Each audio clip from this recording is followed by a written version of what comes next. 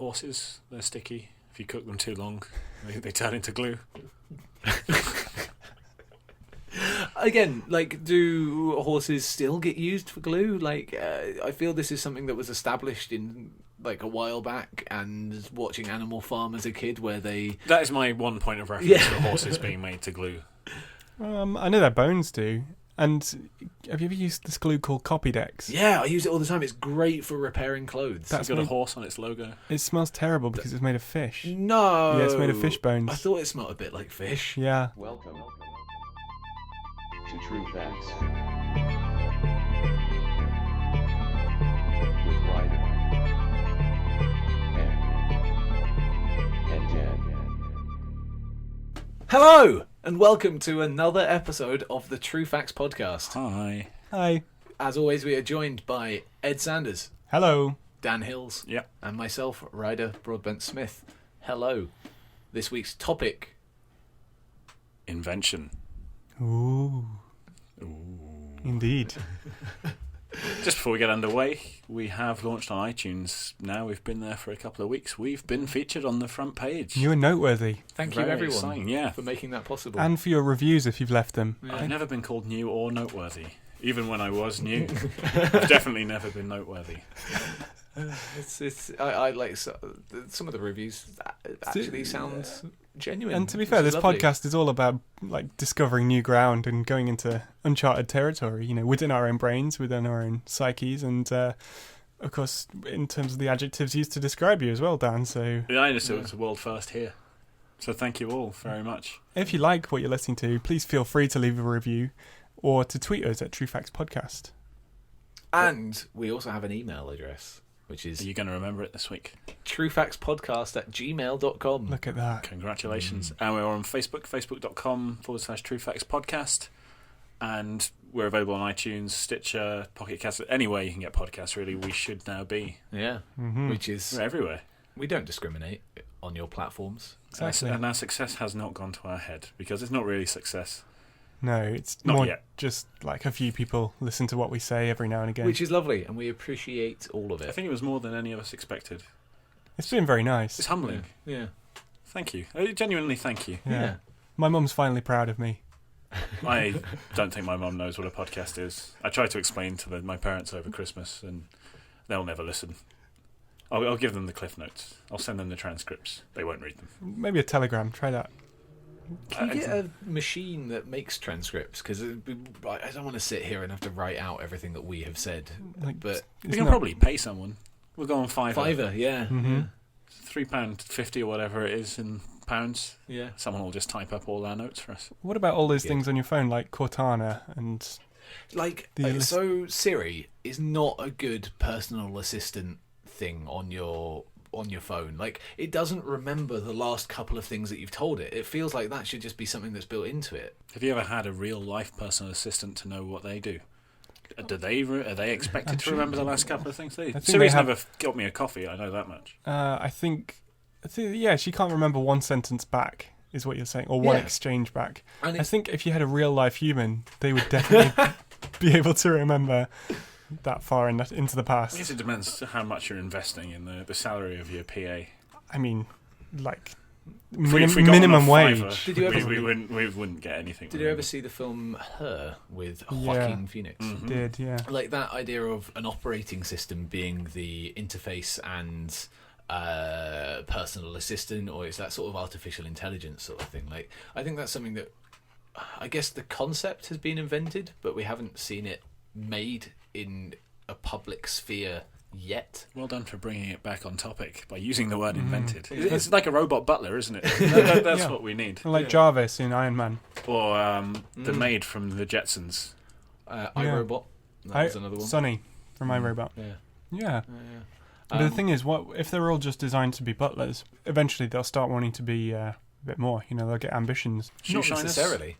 I don't think the next level up from butler is shoe shiner. I think that's a rung down. I don't know. Actually, like the Get shoe out of shine- the house if you're shining shoes. There's a show called Butlers can leave the house. Can they? If they're robots? I wouldn't trust my robot to leave the What house. if we went to go and pick up your groceries? I'd have a different robot Or to your do dry that. cleaning. You can't afford all these robots. Yeah, where are you These getting all robots this are cash? expensive, but they're multi-purpose. This podcast is taking off. But we'll get there. Like a drone. It's taking off and flying and delivering your shopping. I've got a flying butler. So is that? I guess drones are actually, depending on how they're used, are kind of serving that purpose. No, for- but they're for always companies, human so- controlled, though. Well, Amazon drones, and the ones that like the robots that run the Amazon warehouses, that like all of their I guess Their shelves move the around. shelves, yeah, their shelves move around and can kind of be picked up at different levels and stuff like that, and it's all automated, and that's not controlled by someone; it's controlled by a system. I saw a drone the other day as well that will track its user. So rather than you having to God! Yeah, I've seen that. steer it, so the video was of a guy on a bike, a mountain bike, going through an obstacle course, and the Yeah. drone was dodging falling trees, going around rocks, following his path exactly, and filming like an action video of him That's as he went. amazing. So yeah, you're getting a delivery from They Amazon. can never use them in war. So there's a law in the European Union that says that any decision that can affect the life or death, or the life in any way of a human being, has to be made by another human being. Do you think we'll get to robot on robot warfare? It seems like a natural progression, and a lot of films have predicted it as well, like Terminator and all those. Oh yeah, they're like I think it's something that we see a lot, like machines fighting machines, and then the destructive capabilities of those machines just end up wiping out everything else. Like there was a cool short film that's on YouTube, which was just like this plane that's just been flying around Earth continuously, and it's destined, and it's a automated like bomber plane, but Earth has already been destroyed and there aren't any more humans alive, and it's just this plane that's just flying around Earth. Where does it get the energy to do that? It's just not run out of power. The future. Yeah, future energy. I find with a lot of sci-fi there are inventions present in there that if you think about them too much, although that's what maybe we aspire to now, we look to for the next big thing. If you think about it too much, it's completely implausible. Like Well- those mech suits in Avatar. Like Yeah, or if going back to the Jetsons, pretty much anything they do in the Jetsons, Flying it's cars. not practical. People or- have predicted flying cars for so long. What would be the practical use of a flying More car? now? space? Yeah, like avoiding traffic jams, maybe. But the idea, I think in a lot of people's heads, the idea of a flying car is it still looks exactly like a normal road car, but it can fly. What is the point? That is in elegant design. Like, That's true. You need wings, don't you, for this kind of thing? or if it's helicopter kind of blades. hovering in some way, it won't need to look like a car. It will steer in a completely different way. Well, maybe they want it to be multi-purpose. Like, let's say that driving on a road is more economical, so you drive on a road wherever you can. But then, You come up to the Grand Canyon, Mm. or climate change has caused the tectonic plates to move so much that there's new ravines that you need to cross. maybe there's a flood. Yeah, and I guess it saves money on bridges. You just carry on driving. don't change the level you're at all. Just go straight across the Grand Canyon. Yeah. Flying cars right there. But then I get they've it, yeah, never okay, really been there's invented. use for them. Like submarine cars from James Bond. Yeah. The amphibious one, they've been Yeah. predicted loads. I think a few of them have been made as well. I think they have been made, and they realise that there's no real world application for them. Like it's maybe We tend to avoid walking into rivers and lakes. we tend to avoid driving into them too. yeah. But if you could, would you? Yes, I would. Yeah, Again, definitely. you don't need bridges anymore. So basically, all future transport technology is to make bridges obsolete. Maglev trains. You still need bridges for those. But not if they can just fly now. Use the same technology you're using in flying cars. Well, that's just saying if flying cars come along, then we don't need bridges. But that's, If you can that's get a only- flying car, I'm pretty certain you can get a flying train. I don't know about that. Like trains are heavier. There's a lot. There's I would multiple argue carriages. that an aeroplane is a flying train It's a because flying bus. Mm, Airbus. That's what they get called by the air companies. The that- Airbus the company. Airbus, Yeah. it's a manufacturer Yeah. of airplanes. Airbus. Bam. It's not air train. Yeah, no. Is that where Okay, invention is And going? I- We're just going to rename things that already exist to make them sound futuristic.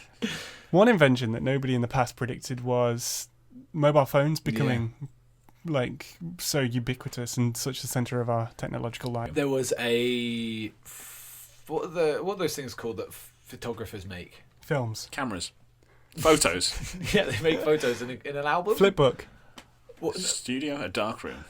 development like, isn't there- studio. There's like a series of photos that they put out Series. for Video. a project No, it's just like single portfolio. skills. Maybe a portfolio. I don't know. It's like they're doing it Series. to capture the like image of this time frame or something like that, and it's like maybe their A exhibition. retrospective of We're all going of them. with exhibition. Okay. I'm amazed that none of us know what this word is. Right in to I think Trufax it's your podcast. description maybe that's affecting. No, okay, So I'm a it's- photographer. I take a series of photos, and they are in a collection that I release. So that would either be a collection, or if you were showing them, it would be an exhibition. Okay. Surely. Yeah, I get I'd go along with that. Yeah.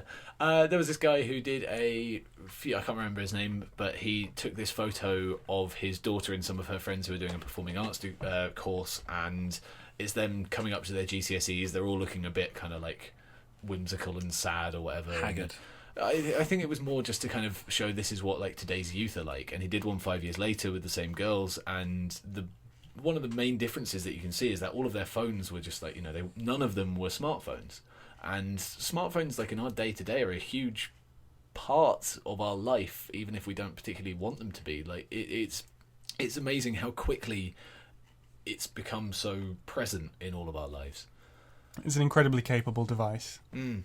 It probably started off with one particular task that it did okay, which is making a phone call. Mm. And then people began to realize that it can achieve many, many other tasks to a level equal to or better than most other websites, for example, or cameras or media players, the things that it's replacing, essentially. I think instant messaging is the weird thing for me. Like the fact that I can sit on a train of people and if I wanted, I could strike up conversation with the people that I'm sitting next to and find out things about their lives. But instead, I am sitting on my phone and talking to someone that I already know, which is fine. And I'm wanting to have that conversation because I'm interested in that conversation. There's someone that I already know and familiar with.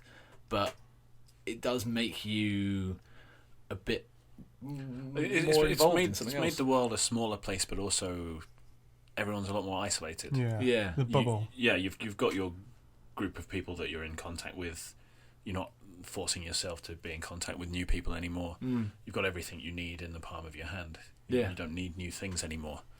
Like it's You can just get a software upgrade and that's a new thing in your hand, right? Yeah, and because it's always there, it's not like you're having to wait until you've gone home to use your home computer, or before home computers were even popular, having to go to a library or an internet cafe or something to use the internet.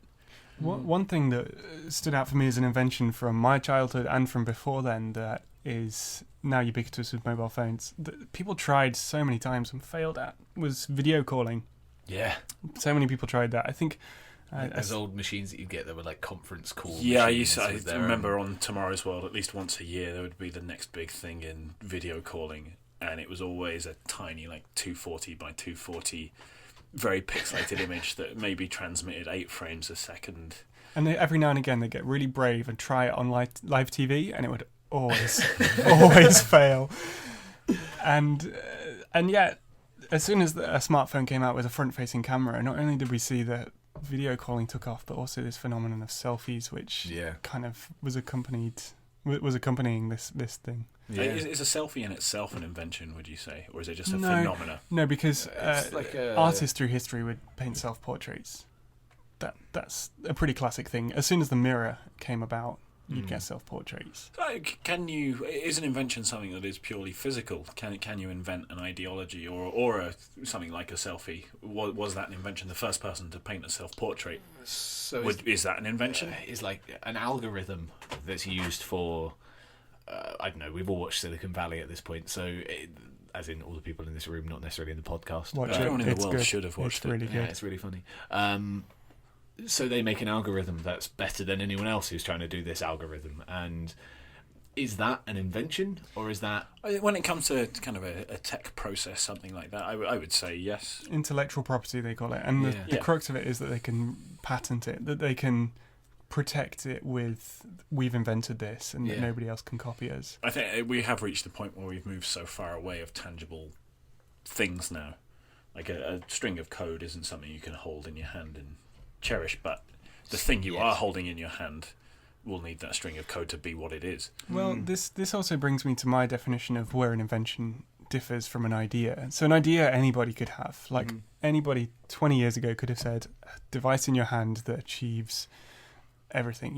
Looking at your bank statement, messaging your friends, doing video calls. but the invention of it is quite separate, is actually figuring out how to achieve all that, how to bring it to market, how to get it It's the funding. creation of it. Precisely. Rather than the idea. Like, if it was just ideas, I've invented billions of things.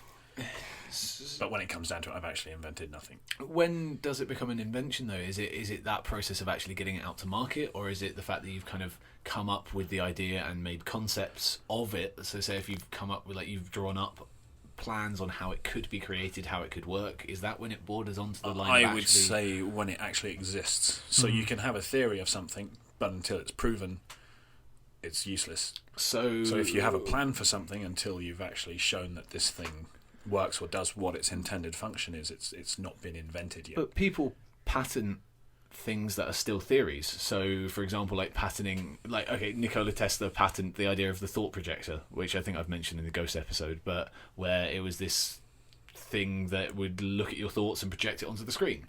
And that was, To me, it's not is that an invention at that point? To me, it's not so much about whether you've achieved it in reality or even in a prototype or sold it. I think it's more about whether you've invested enough time and effort to create a plan that would, in theory, work. Yeah. Because it's about investing time and effort, because essentially you're trying to protect your work. And if your work is just theory, even if it's hundreds of thousands of hours of theory that's just gone into the documentation, surely that's got to count for something, and that is protectable in the eyes of the law. But I still wouldn't say it's necessarily been invented at that point. You're protecting the idea and protecting your work, but you've not finished that work yet. So Thomas Edison has 1,000 to 1,100 patents to his name. He's done a lot of good inventions, but probably about 800 of those things never came to fruition. He hasn't invented those things yet. He's had an idea for some inventions, but they're not practical. Like the thought projector. Have you seen one? No. Have you used one? Not yet. The technology may not exist yet to complete the idea, but he's put that on paper. He's put that proposition forward, but it's not yet been invented. And is there a time limit on that as well? Is there a sort of... He's had it invented for 50 years when no one else can touch it or do anything with it. If he's not turned it into a product in that time, can someone else rightfully take over? I think that might be a thing. Like, I don't know patent laws, but I believe after a period of time, if they haven't done anything with it, or if they've died, like, you can probably make a case. My dad had a patent in his name. Really? What was it for? He was a jet turbine engineer, like for gas turbines. It was something to do with the efficiencies of them. I tried to read it once. It made no sense to me. Did it ever come to anything? Or was it an idea? Yeah, it was built and it became part of the the gas turbines that his company made. Wow. But because he was part of the company, I think They owned it. They owned the royalties and the rights to it. So my question to you two. Go on. I'm listening. Please tell us. Have you ever come up with an invention? Or something... Yeah, I'll leave it at that. You can get around that. An invention or something. I've come up with something. I wouldn't say it was an invention. Okay. Well, okay. The maps episode recently. Yeah. The folding digital map. Mm-hmm. The Kindle of maps. Yeah, that is a Trufax. It's not patented yet, but it will be. Yeah. When that Kickstarter takes off. But yeah, a map that you can annotate and updates in real time, but still has the properties of a conventional map. Yeah. That's going to revolutionise the world hiking of world. Yeah. Sorry for laughing. That's okay. You're part of it. Yeah, You're laughing at your I'm own a co-founder. company here. Yeah. Trufax Maps coming soon. Rolls off the tongue, doesn't it? Trufax Maps. If you're interested in that idea, let me know. We'll start getting some seed money. Where can they let us know? The email How address many we plugs told do them we earlier. need for this email address in one episode? Probably have some more, granted, but... At Trufax Podcast. So just describe this map in a little bit more detail. So you know maps, right, Ed? I'm familiar with... Do you mean the old fold-up type Yeah, as yeah. opposed to the Google type? So imagine an old Ordnance Survey map, or a current Ordnance Survey map, because they don't have my technology yet. They go huge. Like, you need an entire floor space just to open one out fully. They can be huge. Okay, think of a smaller map. What's the ideal size of a map for you? The ideal size of a map is... A2? Yeah, maybe like A2 folds maybe 4 or 5 times. Half my arm span. A2 folds to A5. So imagine that static map there Right. that you may be having to update every couple of years for your favourite rambling patch because people are building new developments. Right. Okay. It's a screen that can still fold. Yeah. It's fully portable, water resistant, everything you need. Good. So already that's better than most maps because if it gets rained on, it's not going to fall apart. Yeah. It can connect to cellular networks Right. and it will display mapping information Yeah. in real time. So if something changes, it's going to update. You are describing an iPad No. in a waterproof case. They No, don't no. fold. How many iPads have you folded and still been able to use it afterwards? What's the point of folding it though? Portability. Familiarity. It's taking what we already have and it's the next evolution. We're not replacing it with a different product that happens to be a map. We're taking a map and it's evolving to the next I'm not the next sold. level. I think people are already quite familiar with iPads. But Yeah, do you but want it's to? because, like, it's heavy. You can't throw an iPad in your pocket. You can't fold an iPad. Oh, so it's going to into- be much lighter than an iPad. It's like a map. But where does it get its battery Imagine power? it's just a digital map. what are sun, they called? solar Aluminium batteries. Like again, this with is solar power. the future, and I'm not an inventor, Ed. Okay. This is the idea stage, so it's not an invention I've So made yet. You've invented like e-paper Yeah, Yeah. but just for maps. just for maps. don't shit all over this. I'm not. I'm trying to see what practical use it has. Or how. Okay, so are you guys familiar with the concept of shindogu? No. Please elaborate. It's a Japanese movement of invention. They are often described as unuseless inventions. The exact definition from the website is that they ingeniously solve a specific problem in such a way that the solution causes even more problems. So I think what you've just highlighted with my folding digital map is that we don't know how to power it, we don't know how to connect it to the internet, we don't know why we wouldn't just use an iPad. But there's if you Google Shindogu, it's got a website. There's 10 tenets of design. I once saw one of them that was a pair of glasses with funnels attached to them for eye for drops. dropping eye drops in your eye. It's very single use inventions, but you're not to be a Shindogu. You can't patent it, but it does have to be tangible. You have to be able to hold it in your hands. And a lot of these actually get made as well. Yeah, well, there's to become a Shindogu, it's got to be more than an idea. You can't just think up some wacky harebrained scheme. It's also not allowed to be kind of satirical or poke fun at anyone. It's got to be Done in a serious It's got to way. be genuine. It's got to be a real invention. Useful, useless, Unuseless. unuseless. Please. There's some fantastic examples. There's the eyedropper glasses. There's a hydrophobe bath bodysuit that I saw. So if you're frightened of water, it's a suit so that you can still have a bath and remain completely dry. How do you wash? I don't think that's the point. I think it's more for the pleasure side of things. A toilet roll hat for sick people. So it's like a little hat with just a toilet roll on the top. So you can just pull it down to blow your nose. But actually, you know those beer hats where you have 2 cans of beer Yeah. and the Yeah. straws that go out of them? So has that's actually- kind of Shindogu. You could it's just caught use on. your hand. But this, apparently people love it. So maybe the toilet roll hat will catch on. What else to say? Umbrella tie. Oh, that's good. Mm-hmm. So it's a tie with an umbrella in, So and you when can it take starts off to rain, the tie you if it just- starts yeah. to rain. A lot of them are based around umbrellas. I saw like an umbrella for an umbrella to keep So it to kind keep of your becomes good like umbrella a- dry. like a water It's feature. an umbrella that goes over your existing umbrella. So you have your fancy high fashion umbrella, and you've got a rain protector for it. Shoe umbrellas I saw as well. For your That's stilettos. great. And, Because, well, Yes. no, because when you've got an umbrella, your legs still get wet. I think it's just for the shoes, just for the Yeah, it front just end of goes- the shoe. Yeah, it just goes on the front of your but shoe. that's like because, I mean, your feet are getting wet if your legs are getting You can wet. still I'm tread in a okay puddle. Yeah. Well, you just walk around the puddles. Like, Yeah. You get another invention for that.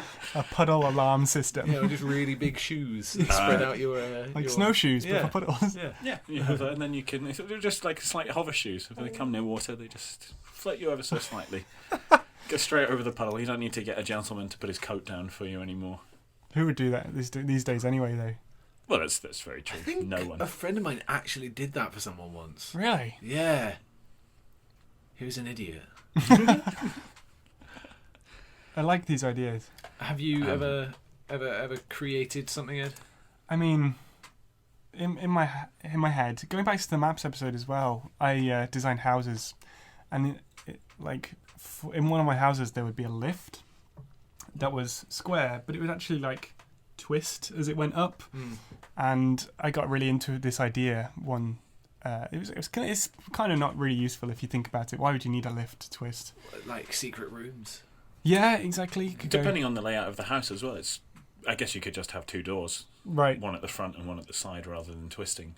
But if you've got a offset room or corridors in a different place, that's bad design, firstly. But and so I came up with I drew out the plans for how the rails that this lift would be on would work, a bit like train rails, and how they have points that divert them onto other. Yeah. A bit like that, but in 3 dimensions and going vertically instead of horizontally. a sideways lift's a thing. So you kind of go up and then you can go across. Do they exist? In Charlie and the Chocolate Factory, they do. Yeah. I think in if some they don't, they futuristic should. things they do Travelators. exist. But it's like, why would you need that?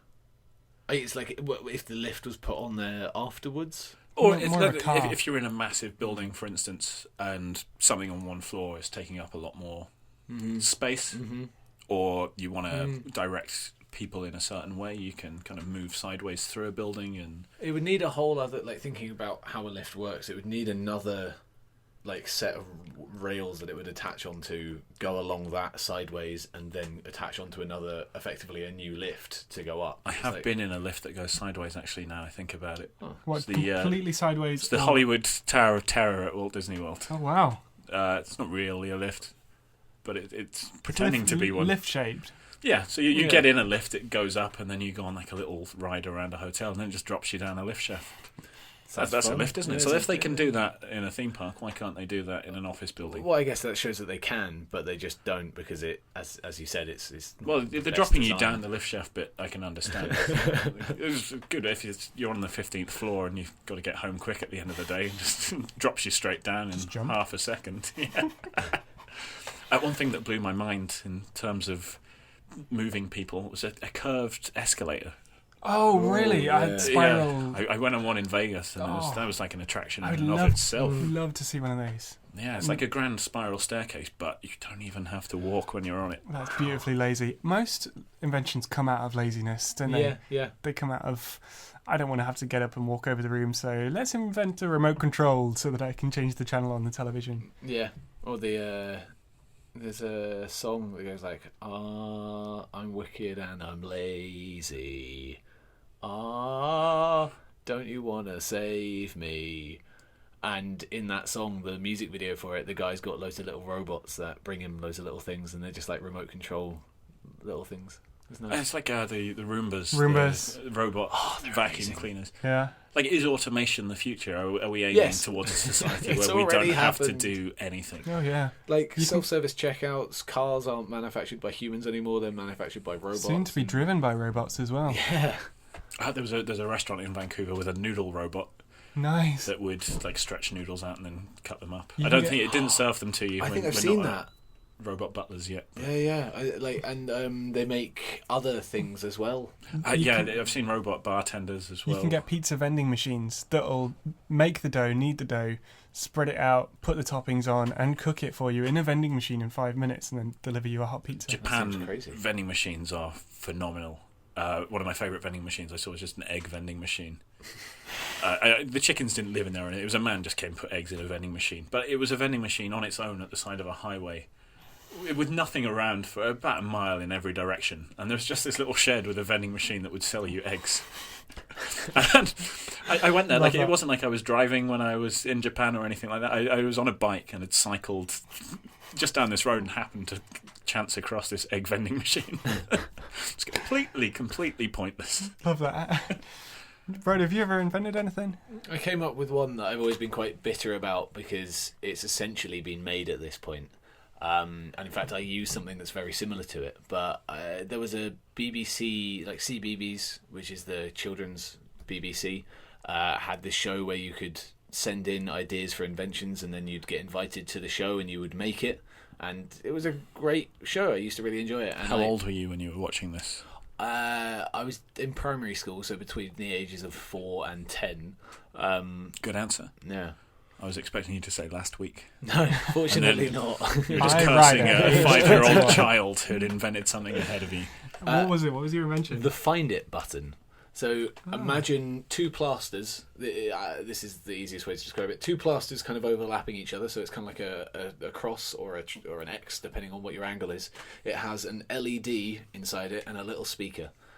So you put that on something like your keys, your wallet, your hat, something important that you can misplace quite easily, and then you also get a kind of brick of buttons that you can maybe put on a wall or something like that. You press each button and it sends a signal to your thing that you've sellotaped onto something or plastered. I think this would onto be something. really good for you because you're always pinging your phone. I am always pinging my phone. And like, you know, it's essentially, it makes a noise, it lights up, it shows you where your thing is. That's already been done by Sony on their TVs as well. Well, They have remote controls where you press the TV and the remote control beeps.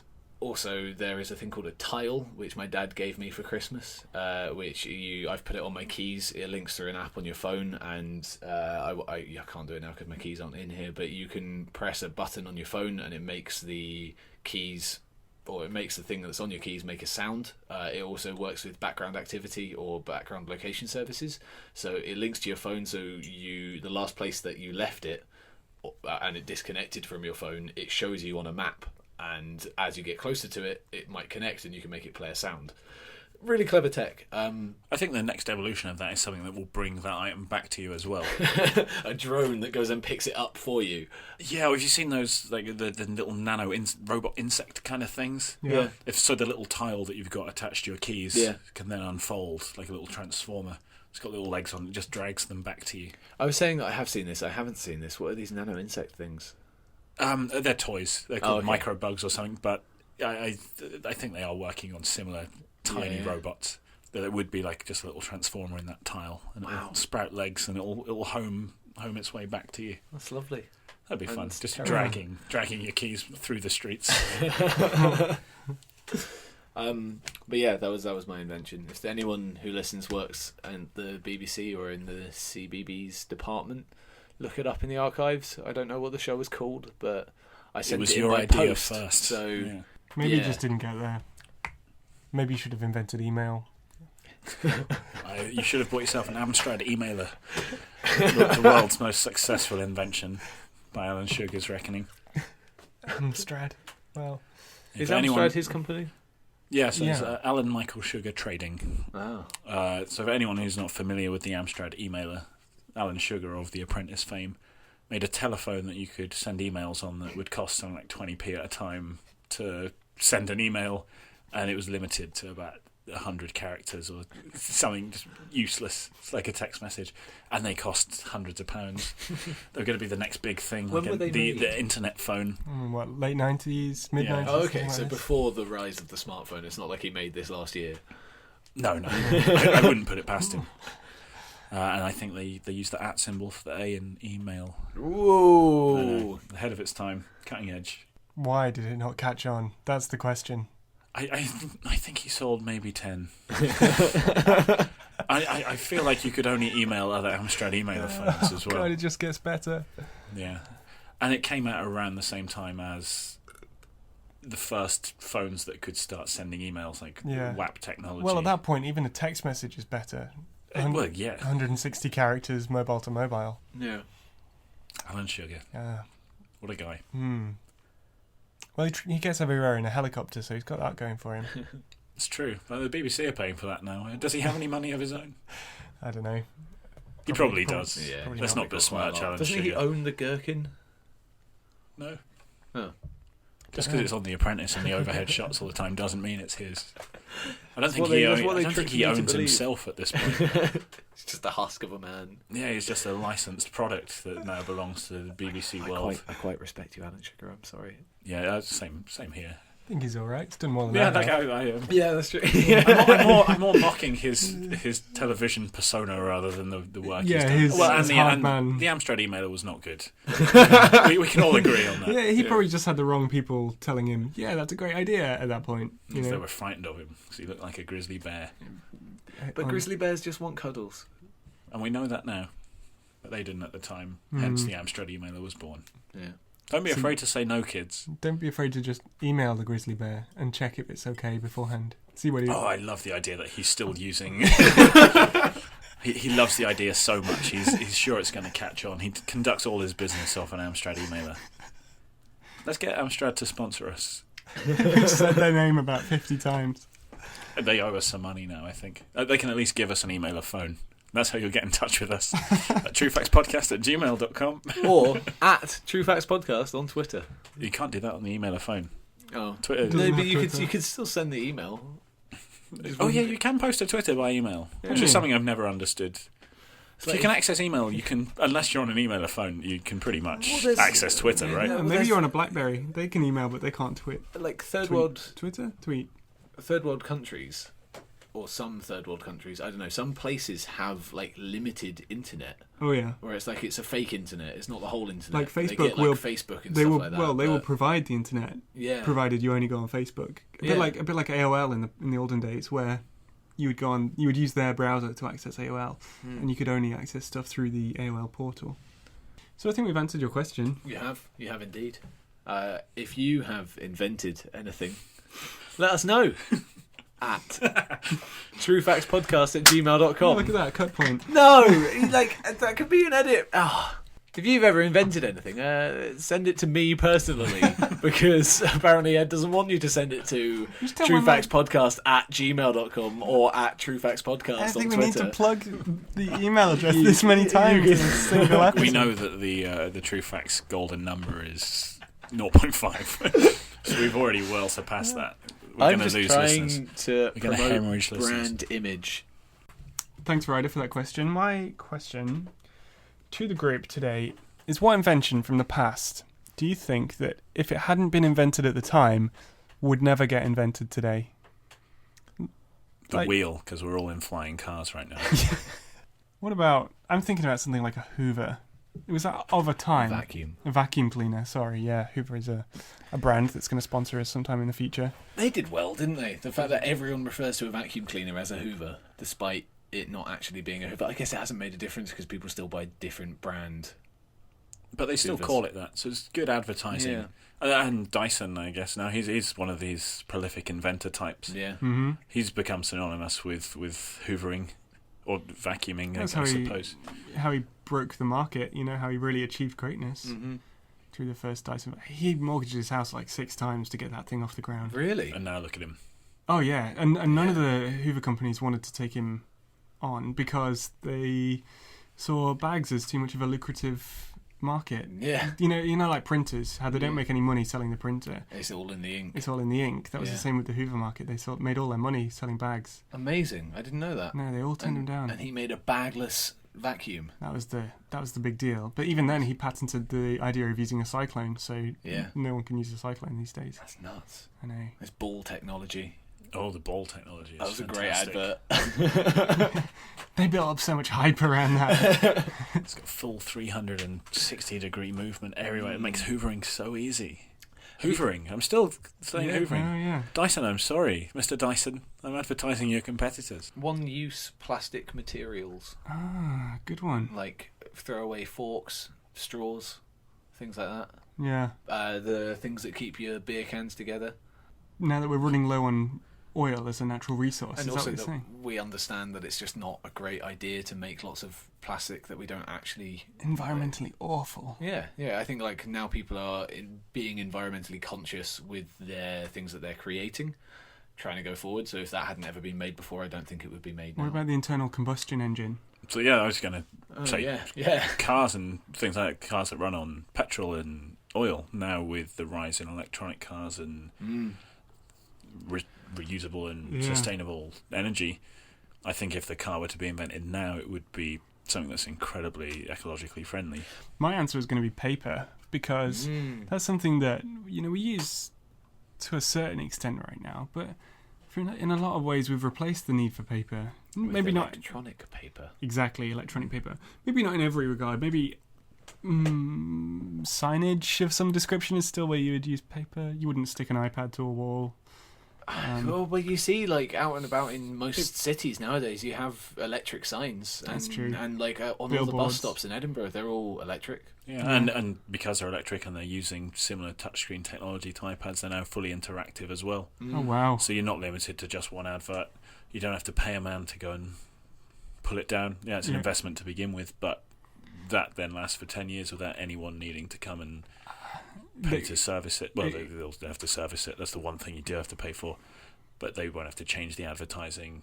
You can make it talk to people personally. Like an advert will engage with you now. Ironing boards.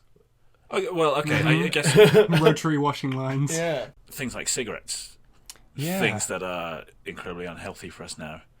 If we'd never used tobacco originally for smoking, Yeah. would anything like that even exist now? Would we have developed an alternative? Would we have just gone straight into e-cigarettes? I saw a television show once where it was set in space, and there was a group of humans on an alien craft, and the alien craft was being invaded. And then one of the humans goes, "Where are all your guns?" And then this alien goes, "What is a gun?" Do you think we would have invented guns, or we would do so right now, if they'd never been invented throughout history? But a gun is an extension of a weapon. So if it's more the idea of conflict, if that never existed, we would have no need for guns now. You're saying because show was that? I don't know. It sounded good. It was one of the Star Wars. No, it wasn't Star Wars, obviously. Sci-fi. A sci-fi, maybe even the one where they go through a portal. What's it called? Farscape. No, Sliders. no, Stargate. Stargate. Stargate. Yeah. Yeah, it was just something like that where maybe our genetic makeup will change in the future to avoid conflict. Maybe, in 1,000 years' time or 20,000 years' time, human emotions will change and conflict is a thing of the past. Or old Vulcans in the future got no emotion, and so then there can be no conflict. There's nothing to be angry about. We're just logical about these things. And no need for guns. Going back to my question, do you think there's anything that has been invented but it's actually really good for society, but if that particular moment in history hadn't happened, maybe it wouldn't have come about? So I'm thinking jet engines, which are a product of World War, I want to say 1, but maybe 2. Well, I don't know. GPS as well, from the satellites that were used for Precisely. war purposes. And even radar that led to Yeah. television because it needed a screen to display the findings on. And radio, a lot of modern communication technologies that have come out of that. Do you think these Tor. things... Tor, exactly. The browser. Another military invention. And if these pivotal moments in human history had been avoided, would the inventions still either be classified military projects or would not have achieved mass market because they wouldn't have the funding? I think more likely the second. So as in that I fully believe that there are inventions that are made by people around the world regularly on a daily basis, monthly basis, because they're that good, that don't get seen and picked up because they don't make it to market or they don't find a way into the ecosystem that exists and the way that people use stuff. It's the argument of something existing versus something being mass market. Yeah. So things will become popularized because people see a need for them, whether or not it's technically good. It's something that a lot of people would see a use for. So even though things do start as military projects, it's applications that they're used for then leak outside of that limited use and applied to other things. So radio in the way that it was used, or radar in the way that it's used by the military, isn't the same as how we use it on the mass market scale. Like, we don't all have little submarine radars sat in our house, but we have televisions that run on the same principle. Yeah. So mobile phones, would they have been? No, they came out of nowhere. Watches. Well, not really. Time on your hand. They came out of landline phones, Yeah. and then suddenly they weren't In your car first. Yeah. trying to land. Because they needed such a huge battery. They were in your car. That's the next thing that I think we need to do. Better batteries. I mentioned it briefly earlier. Aluminium batteries are probably going to be the next thing if they get picked up and adopted, but they're meant to be able to be bent. You can drill through an aluminium battery while it's being used. Yeah, I saw it was MIT that developed that, and they were doing it's a flexible battery that can bend. It's got a lifetime that's 10 times longer than the batteries we use now. Me, charges in seconds. It's charging speed for me, you know. That's why a petrol car is better than an electric one for the time being, because an electric one takes like an hour or two to charge up fully. A petrol one, technically, chuck it in there. Yeah, you just chuck all the petrol inside and it's fully charged. You get an electric car then with one of these new aluminium batteries that you can charge up in seconds or minutes, realistically, for a car like that, and it's totally safe. Yeah. Like you crash that car, there's nothing really that's going to explode or cause any hazard. Well, obviously crashing a car isn't safe in and of itself. And the cost of the electricity is like a quarter of the cost of the petrol or something. Yeah, and it, other than creating that power originally, the car's not then producing any other exhaust or emissions. Problem solved. Let's get on to MIT, Google, a car that then drives itself as well, so it's never going to crash if the technology works properly. This is a pretty good invention. How do we patent it? There used to be, those numbers you get that pop up, like infomercials. There was one you could call as a free phone number, and they'd send you a patent pack. So if you had a great idea, but then I think you had to send it back into that company, and they'd probably patent it for themselves. Yeah, they'll have a share. My cousin did it, I think, and it was just a piece of paper and a pencil, and maybe a return envelope that was free post. So that's all you need. You can probably do it online now. We'll mock something up on our phone. No, to me that's in the same realm as buy a star, where you get or buy a plot of land on the moon. You get a little deed to your plot. You pay them 50 quid. What do you get? A piece of paper. That's it. Oh, you get a star, Ed. Yeah, do you? A piece of the moon. Do you really? You can get a share in the moon. So when they go and colonise the moon, you'll get a square inch of land that is yours. You can plant one seed in there. Cool. I feel satisfied with the answer to the question of whatever it was that I asked. Me too. If you're satisfied, I'm satisfied. Yeah, cool. Right, so I'll ask my question. I came up with this on the spur at the moment because I just couldn't think of a question at all. But do you think invention will ever plateau? We're kind of in a cycle of evolution followed by revolution. And do you think we'll get to a point where we don't need new things anymore? Are we going to stop inventing things and just get to a point where we're making the things we already have better? They talk about they talk about the kind of golden era of invention. So it was maybe in the 70s or something like that, where television became much more like widely adopted, aviation became commercially available. Well, we've hit the point where a lot of things were discovered and used on a wide scale, and there hasn't necessarily been a massive change since that sort of period. And I think, as you were kind of saying, we're at a stage now where we're just improving on what already exists. We're not necessarily making new great discoveries or new great things. Yeah. So if you look at computer technology, it's evolved at such a rate over the last 30 years, 50 years. It's going so quickly now. We'll get to it. Is there an end point coming? I think we're even at that. There's signs of it now where it's like the technology and computers and stuff like that are improving so quickly, but the software that we make and the things that utilize that technology aren't utilizing it in the most efficient way. They're not getting the full power out of that technology. Like you see them, like there's Moore's law, the whole sort of doubling in power and halving in size over a period of time. The end user doesn't actually see the difference in that. It's still the same thing. It still doesn't move as quickly as we has the evolution become pointless almost at a point? Are we going to hit a point where we can make things better but we don't need to? No, I completely disagree. That's a question. It's not a statement. I completely disagree that we have plateaued or that we ever would. Yeah. So Steve Jobs famously described a computer as a bicycle for the mind, in the sense that human beings walking down the street are very inefficient animals. We for the amount of energy that we use relative to the distance we go, walking is super inefficient. However, you put a human on a bike and they become so much more efficient than the most like a bird that could glide for 1,000 miles, more efficient than that for some reason, for the amount of energy that we use. And I would argue that metaphor goes beyond computers and extends to all inventions. So you think about the Renaissance back in Italy in the 1700s or 17th century.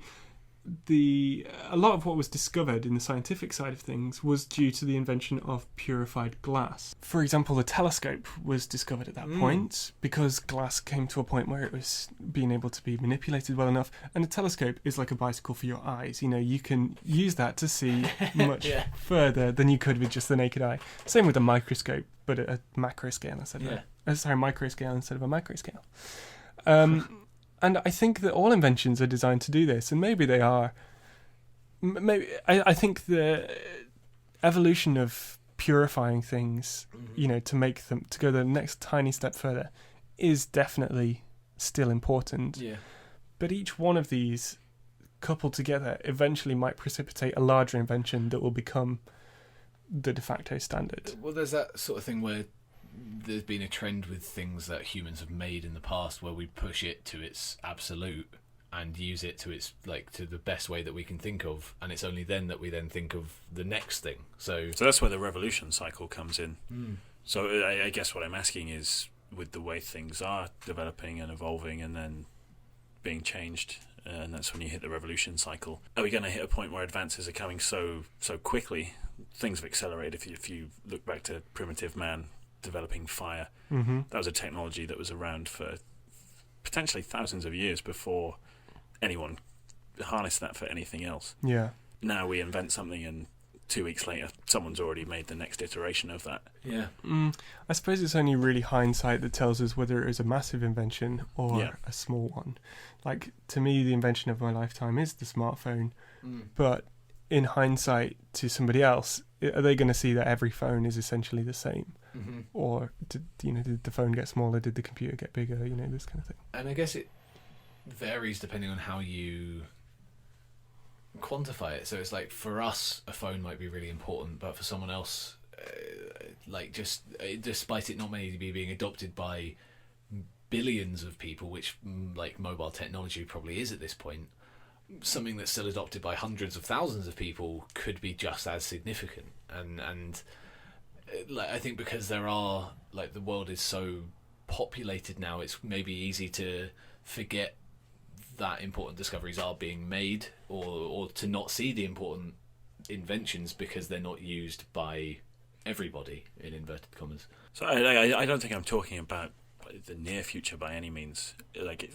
Man will reach a limit, I think, at some point. We'll plateau. There'll be no innovation left. I do believe there will be a point in the far-flung future where we've completed life. That's it. Right? We've done everything that can be done. We've ticked every box. That's a result of the physical world. Do you think that there'll be nothing left for the atoms to do to act differently? We'll have made everything so nano. Will we hit a point where we then start working backwards? We've got too much now. We don't need this, and we start then simplifying. We uninvent things. So something like Star Trek, where you've got what they called the thing. I want a cup of tea. Gives me a cup of tea. I can't remember the name for it, but you think it and it makes it. Yeah, and that's just manipulation of atoms into the thing that you want to create. So it could be like dust that you're putting into it, and it makes tea. That's the genesis of science as well. Alchemy was where modern science came from. Yeah, and that was the goal of turning lead into gold. Yeah, manipulating any physical thing to turn it into something else, like making a cup of tea out of nowhere. Yeah, maybe that is the limit. I personally think that evolution is one thing, that it's changed the natural bodies into the humans that we are now today.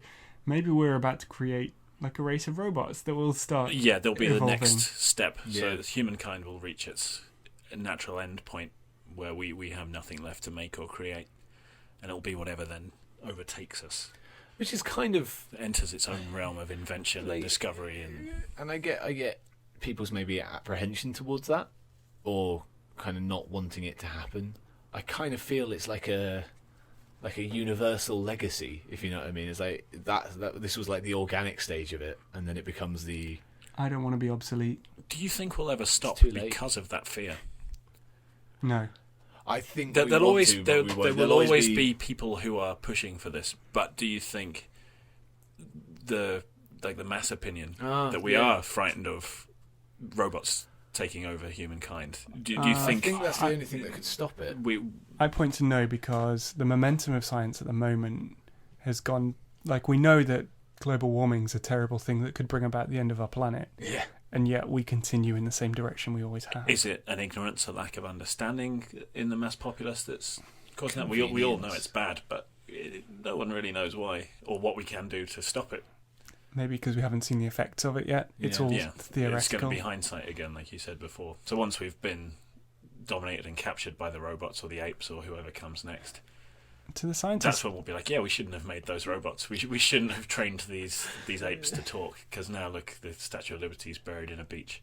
Yeah, it was Earth all along.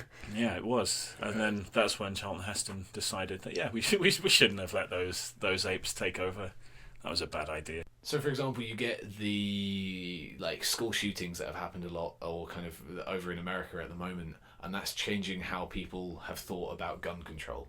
So I'm on a similar sort of thing when we start to see the real world effects of climate change, and can definitely say that is because we haven't acted upon these sorts of things. That's when the public opinion might start to sway, and I think there'll always be the opportunity for some charismatic inventor to say, hey, there's a market opportunity for this thing that I want to take or want to make. And at that point in time, there may be a shift in how people look at stuff. So they could make this invention that's going to improve everyone's lifestyle, but it's negatively going to impact the environment. And if everyone starts to... And that's essentially like what cars are. But if people look at it differently, that is the only thing that I think will change it. And I think the thing that will have to happen first, unfortunately, is probably some kind of disaster. And they are already happening. Yeah. And they can be traced and linked back to global warming. And we People still don't aren't accept really it. doing anything. Yeah. I think if anybody can avoid that fate, it's going to be Elon Musk. Yeah. He's going from his moon base. He's going to get the overview that we've sorely been lacking so far. He's the one that's going to redirect the trajectory of human life. He's got he was talking, there's a video of him talking about how what we're doing at the moment is the most risky science experiment ever, whereas we're trying to see how much carbon dioxide we can have in the environment before it all goes wrong. It's one of the first mass extinction ever came from the plants that produce oxygen into the atmosphere. Yeah. And because only a very small percentage of them produced oxygen, and the rest of them to the rest of the small life forms, oxygen was highly toxic and poisonous. Wow. It just killed all of them. So maybe the reverse is happening now with carbon dioxide. So we're going to make loads of carbon dioxide, and then the couple of things that can breathe carbon dioxide will What become can the next. breathe carbon dioxide? What's going to be left? What's the future? So when Elon Musk's on the moon, what's he going to be looking at on Earth? Tardigrades. I think, don't plants consume carbon dioxide and give out oxygen? So are they? It's like Day of the Triffids. Yeah, but they They're don't walk. Well, they will eventually. They're going to evolve. When they slowly start to kill us, they're going to start coming out. That's what their roots are for. Their legs are buried at the moment. They're tricking us. They're hiding in plain sight. They're playing the long game, aren't they? Or am I thinking of War of the Worlds? They're both. It's all plants, isn't it? They're Plants are what we need to. We need to start killing the plants. We already are. More so. Go into your gardens right now. Don't do Remove any greenery. You could use a flamethrower, Incinerate it. a whisk. You could use anything you want. I've lost sight of what the question was. it. So whether or not we'll ever hit a plateau of innovation. I don't think... I can understand that idea. I think we'll start modifying genetics by that point. We'll start playing around with the DNA structure of things, and that will just make a whole new... But is that then moving away from invention? So what I'm talking about more is when we're not talking about technology as such, but the invention of new things. There's always a need for more stuff. Yeah, is it going to get to a point where everything useful we have, and we're just going to be creating completely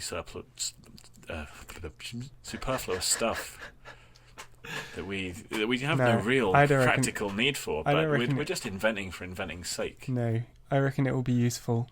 I think that usefulness is where inventions come from. So, first of all, you had the washing machine, Now we have the washer and dryer. Mm-hmm. Soon we'll have the washer and dryer and ironer. So your clothes will come out folded and ironed. It will, it's removing the manual labour from our lives. But where do we go from there? So We won't go until the five next generations after the washer, then it dryer, dresses you. ironer. It'll dress you, or it'll buy your clothes for you when they get worn It'll out. Put them, it's actually just one unit, so it's also your drawers where you keep everything. So you just chuck it in there, it washes it, it dries it, then it folds it and puts it back in the place where you got it from. Yeah, And then what? So it's going to hit a point. So using this idea specifically, Okay, but then you've that's exhausted... not going to carry on forever. So we exhaust that. So we can again, exhaust. yeah. I'm sure we can Okay. exhaust every idea. every single. At some thing. point, I'm not saying like next week suddenly we're gonna.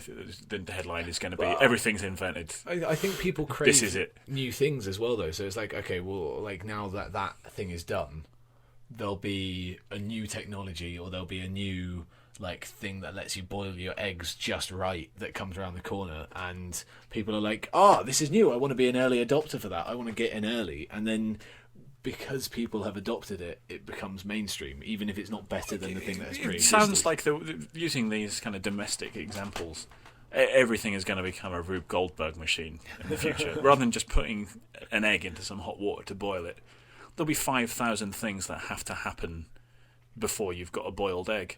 And it'll do a million other things for you before you've got a boiled egg. But at the end of the day, you just want a boiled egg.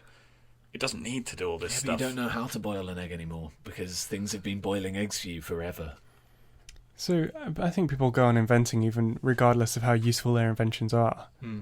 or how much mass adoption they have. So I was going to say that I've got doors here that aren't automatic doors. Automatic doors have been invented, and doors have been taken to their natural, maybe plateau, their limit of how capable they are of being doors, and yet that's not what we've got here. Will we ever just be happy with what we have? No. Yes, by far. So are you happy with the doors you've got in your house? Yeah, I wouldn't switch them for automatic doors or the But start. if someone just came and said, here's some automatic doors, do you want them? Would you decline? Well, So for you personally, doors have plateaued at the door as it stands here. You like this door. You're comfortable with it. precisely.